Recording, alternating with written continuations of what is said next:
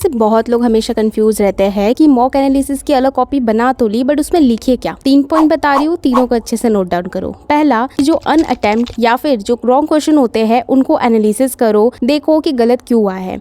और उनका कभी भी आपको क्वेश्चन आंसर नहीं लिखना होता, सिर्फ और सिर्फ उनके कॉन्सेप्ट अपनी लैंग्वेज में जो आपको समझ आ जाए वो लिख दो। अगर वो कॉन्सेप्ट आपके नोट्स में ऑलरेडी है और आप भूल गए थे तो वहां पे सिर्फ उसका रेफरेंस लिख दो। टाइम वेस्ट मत करो, ताकि नेक्स्ट टाइम जब भी आप इस कॉपी को रिवाइज करें तो डायरेक्ट आप उस रेफरेंस के थ्रू इसको रिवाइज कर पाएंगे। सेकंड, जो भी क्वेश्चन में आपको एवरेज टाइम से ज्यादा टाइम लगा है उन क्वेश्चन का screenshot low and Google Gemini पे सर्च करो कि क्या इसका कोई शॉर्ट सोल्यूशन हो सकता है। अगर वो सोल्यूशन आपको लग रहा है कि हाँ ये एग्जाम में हम यूज कर सकते हैं, सभी क्वेश्चन पे, मैक्सिमम क्वेश्चन पे एप्लीकेबल है, तो आप इनको अपने नोट्स में लिख लीजिए और नेक्स्ट टाइम से इन्हीं को यूज करिएगा, क्योंकि आपको पता है कि टाइम बहुत कम हो चुका है। लास्ट, कि आप इंग्लिश और जीके में सिर्फ रॉन्ग या फिर अनअटेम्प्ट क्वेश्चन को नहीं देखना, आपको हर एक क्वेश्चन को एनालिसिस करना है। चारों ही ऑप्शन से एक बार नजर मार लेनी है कि नेक्स्ट टाइम इस तरह के क्वेश्चन में आपकी गलती ना हो। कई बार ऑप्शन एलिमिनेशन बहुत ज्यादा हेल्प करता है आपका क्वेश्चन को सही आंसर मार्क करने में। एंड इसके अलावा लास्ट बोनस टिप कि आपको हर 5 मॉक होने के बाद ना 1 दिन का ब्रेक लेना है